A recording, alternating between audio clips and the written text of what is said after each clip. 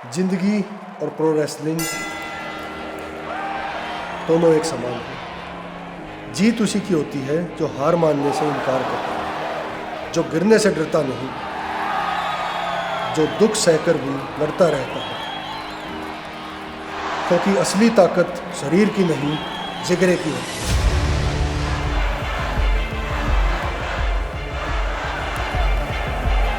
तो सवाल सिर्फ एक है, क्या आप में वो जिगरा है?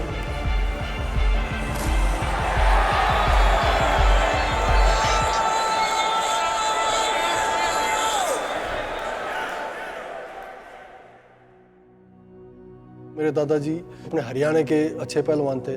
जितना उनके बारे में सुनते थे यही माइंड में आया कि मुझे मतलब यही रिस्पेक्ट अर्न करनी है। तभी से चलता आ गया था कि मुझे पहलवान बनना है बस।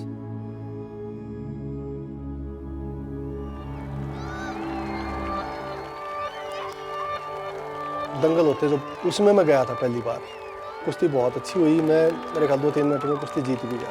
वहाँ गांव वाले भी गए हुए थे साथ में, मेरे को कंधे पे उठा के, और जो प्यार मिला था, जो रिस्पेक्ट, मतलब कनेक्शन यहाँ से बना कि जो चीज़ सोच के मैंने पहलवानी शुरू की थी वो पहली ही कुश्ती में मतलब आती हुई दिखाई देगी कि हाँ इसी के लिए पहलवानी करी थी। कोई भी पहलवानी करता है ना, कोई नहीं बोलता कि नेशनल में मेडल लाने, कोई हिंद केसरी बनना है। हर किसी का सपना हिंद केसरी बनने का होता है। हिंद केसरी में पहली बार बना था, सारे गांव के लोग इकट्ठे होके इतनी पैसों की, फूलों की मालाएं पहना के, पूरे गांव वाले नाचते हुए, आगे आगे ढोल बजाते हुए सारे गांव में घुमाया, घर घर में। सब बड़े दंगल जो होते हैं उनमें मैं 3 बार हिंद केसरी बना हूँ, वैसे 5 बार बना हूँ। कोई भी ऐसा कंपटीशन नहीं रहा जहाँ मैं मेडल के बिना आया हूँ। मतलब एक टाइम ऐसा आया था कि इतनी जल्दी दिन पर दिन मैंने अपने शरीर में ग्रोथ होती देखी। जैसे हम बोलते हैं ना कि जान आती हुई महसूस हुई है शरीर में। इसकी खासियत ये थी, ये डरता नहीं था बस। इसका अच्छा नाम हो गया। इसके मुकाबले में उस टाइम में कोई नहीं था भगवान की दया से।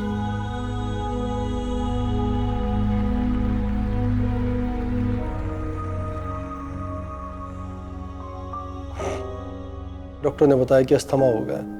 तो वो टाइम मेरे लिए, मैं शायद 3 साल में कुश्ती से दूर रहा। 3 बार 4 बार 5 सर्जरी मेरे इस घुटने की हो चुकी हैं। और जो चीज़ मैंने सर्जरी होने के बाद भी नहीं छोड़ी थी, वही चीज़ मैं नहीं कर पा रहा था। जिन पहलवानों को मैं हरा रहा हूँ वो पहलवान ओलंपिक में खेल रहे हैं और मैं बैठ के उनको देख रहा हूँ। वो तो जितना चढ़ रहा था ना, उसे इतना और हो नहीं पाया फिर। उस टाइम डॉक्टर ने मेरे को ये बोला था, छोड़ दे पहलवानी। मैंने कोई बेटा देख ले तो जब डॉक्टर मने करे, बोला ना पापा, तो इसने मेहनत नहीं छोड़ी। जब भी छोड़ने से तो कुछ भी नहीं मिलता, छूटता ही है। सिर्फ और सिर्फ रिग्रेट करते रह जाओगे सारी जिंदगी की। कोशिश कर लेनी चाहिए थी, कोशिश कर लेनी चाहिए थी। जिंदगी है, लाइफ है, करना तो ऊपर वाले ने है, पर अपने जो मेहनत है, जुनून है, वो मत छोड़ो। उसके बाद फिर इसने मुड़ के नहीं देखा। फिर ये कहने लगा WWE के जाने के लिए। मतलब कोई दिक्कत नहीं, तू जा।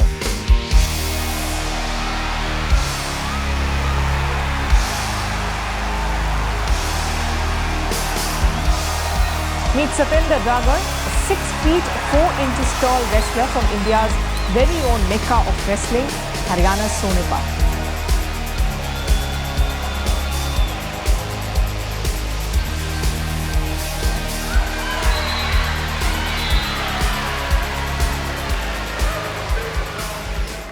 सही तरीके से रेसलिंग सीखने के लिए मुझे अपने गांव को छोड़ के 300 किलोमीटर दूर चंडीगढ़ जाना पड़ा था।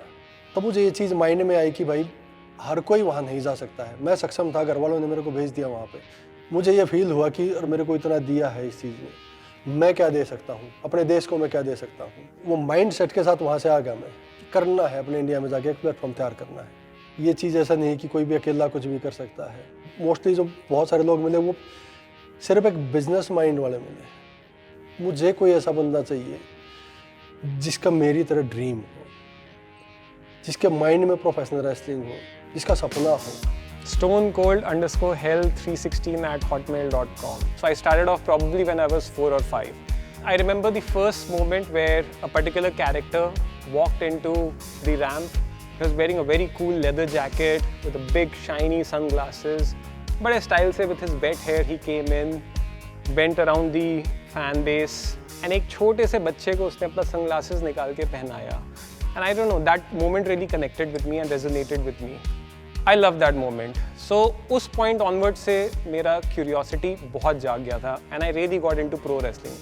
Me and my elder brother and also friends, we used to try out different wrestling moves, pedigree, DDT, suplex, ये वो सब कुछ. I think कई बार होता भी क्या था कि आपस की भी खुंदक है ना, wrestling move बोल रहे हैं कि हम try करते हैं एक दूसरे पे, पर actually एक दूसरे का गुस्सा निकाल रहे हैं एक दूसरे पे. And literally हम लोग का एक one upmanship चलता रहता था. My brother used to do some move, I used to do some move. एक बार एक move practice कर रहे थे, where both of us were jumping onto the bed, and हम लोग दोनों sides से हमने jump करा, boom, and the bed cracked. उस समय pain वेन कुछ नहीं था, it was just adrenaline जो feel होता था. I used to be one of the top contenders and मैं कई बार जीता हूँ.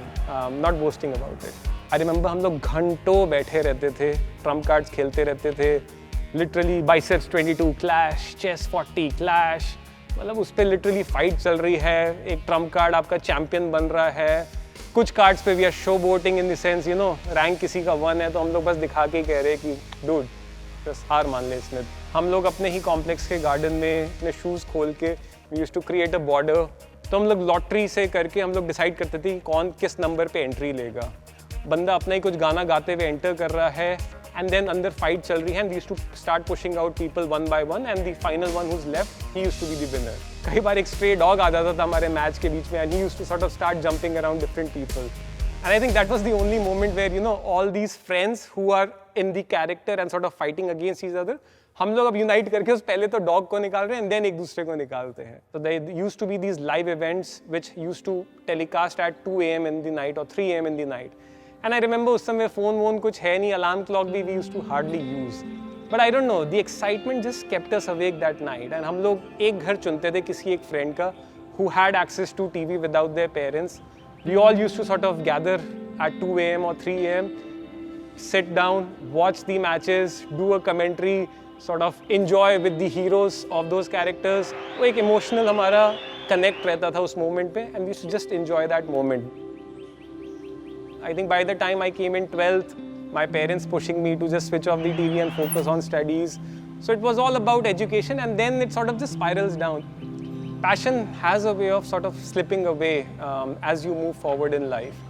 And I think वो passion ना वो चला ही गया because of the weight of responsibility जो आ जाती है when you grow up. So I started focusing on education, career, job, family. And all of this took center stage and sort of pro wrestling went into the back burner. So that's when I think I lost touch with pro wrestling. Not that I wasn't a fan anymore, but I couldn't follow it anymore. As a fan, मेरा थोड़ा touch base करना with pro wrestling was sort of fading away. But luckily with social media, you know, pro wrestling stuff always popped up in my feed. And through those sort of videos, I stumbled upon Jeet's interview where he talked about Indian wrestlers, what he wants to do in India. He was back from the US to India. He talked with passion in terms of what his vision is, what he wanted to do, क्या platform वो देना चाहते थे. एक certain judgment भी आ जाती है India के against कि भाई इंडिया में ये नहीं हो सकता, ये कोई और कर रहा है तो ये quality उतना अच्छा नहीं होएगा. क्योंकि I'd never seen anything like this live. हमारे जो है यंगस्टर है वो जुनून भी है, वो प्रो रेसलर भी बनना चाहते हैं, लेकिन उसके बावजूद भी कहीं ना कहीं चीज़ों पे डिपेंड होना पड़ रहा है. बस मुझे एक चीज़ ये रियलाइज हुई है कि कहीं ना कहीं एक प्लेटफॉर्म की कमी है. And I think somewhere down the line that really resonated with me, and it sort of pushed me to reach out to him. कि मुझे आपसे मिलना है. मैंने बोला कि हम यहाँ पे इवेंट कर रहे हैं सैटरडे को, आ जाओ इवेंट भी दिखाएंगे और वहीं पे मिल भी लेंगे. ये सुन के ऑब्वियसली मेरी तो एक्साइटमेंट नेक्स्ट लेवल हो गई थी यार. दर्शक दीर्घा में जो बैठा था वो अकेला ऋषि था. I think I was the only fan there. It was a very small setup, a very modest setup. तो फिर बच्चों ने भी मेरे को बोला हालांकि कि सर हम कर तो रहे हैं, इवेंट भी कर रहे हैं, मतलब लेकिन दर्शक तो आए नहीं. तो मैंने बोला कि भाई ठीक है, एक तो आया है ना. It sort of took me back to my childhood. वो मेरा inner child ना literally जागने लगा. बड़ी एक्साइटमेंट से उसने वो मैच देखे, सारे वहाँ पे बैठा रहा अकेला. पूरी तालियां बजाता रहा, इतनी मैडनेस जो मैं मतलब ढूंढ रहा था। और फिर लास्ट में क्या हुआ कि इवेंट ख़त्म होने के बाद तो मैं भी साइड में जाने के लिए निकला, इधर मेरे को आवाज़ आई रिंग में धड़ धड़ धड़ धड़ हो रही है, क्या हो रहा है। दया मुझसे तो कंट्रोल नहीं हुआ। एज आई सेड, वो रिंग देख के ना मेरी को एक अलग ही फीलिंग थी। I literally just slid into the ring. मैंने सेंटर स्टेज पे आके थोड़ा फील लिया। I could literally here music in my years. Madness जो बच्चे में होती है रेसलिंग के लिए, वो मेरे को उसको में दिखाई दी। एंड उसके बाद तो I don't know what sort of came into me and I started running around the ropes, just feeling the ropes. वो मेरे बचपन के जैसे ख्वाब पूरे हो रहे थे। वो भाग रहा है, उसको कोई परवाह नहीं, कौन देख रहा है, क्या देख रहा है, क्या हो रहा है, कोई नहीं, कुछ परवाह नहीं। वो वहाँ पर रिंग में। But that's when I realized, I think Jeet was coming back and he was just walking towards me. I didn't realize he saw me. And in that moment, I don't know यार, मैं उस character में था. I saw him, he saw me, our eyes met, and instantly मेरा वही हुआ. I literally just challenged him. I'm like, आजा boss, तेरे को बताता हूँ. वो पूरे कैरेक्टर में था, तो मेरे को चैलेंज किया। And I must say, थोड़ा तो काँप गए थे भाई, एडमिट करे ना करे वो। मैंने भी देखना था कि भाई वो क्या करता है। मैंने पूरा ये दिखाया कि हाँ भाई मैं डर गया हूँ। डरते डरते मैंने रिंग में एंट्री करी। 6 फुट 5 इंच का आदमी आपके सामने आ जाए ना, तो पहले तो आप बस ऐसे देखते हो कि भाई ये कौन है, ठीक है ना। तो मेरे को भी ये था कि मगर ठीक है, थोड़ा सा रेसलिंग का टेस्ट करवाते हैं इसको भी, थोड़ा सा रेसलिंग है क्या। Had like a smile or a smirk on his face. आ गए वो ऊपर and I literally tried to beat him down. तो उसी में फ्लो में एक चॉक स्लैम मैंने दे दिया। I didn't mind the slam honestly. जब उन्होंने मेरे को उठाया ना, I was just experiencing something so great. मेरे मुंह पे थोड़ी स्माइल थी। वो उसमें भी खुश था। ये मैडनेस मेरे को चाहिए थी। Obviously when I landed, that smile vanished. काफी पेन होता है। And I think that was the moment where it got just us together, and I love that moment.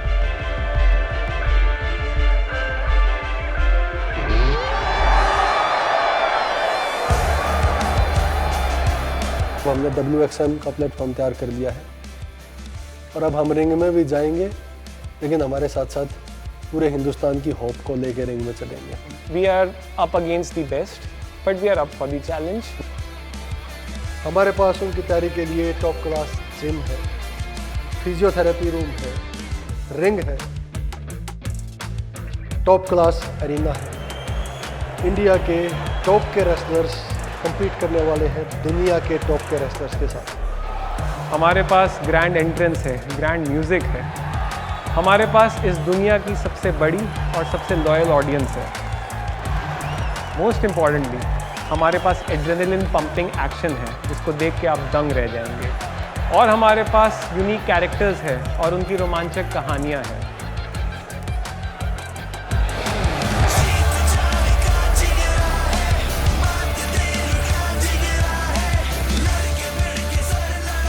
आप सब ने रेसलिंग की कहानियाँ तो सुनी है, और हमारी कहानी अभी शुरू हुई है, और इस कहानी को दुनिया को सुनाने का हम में जिगरा है।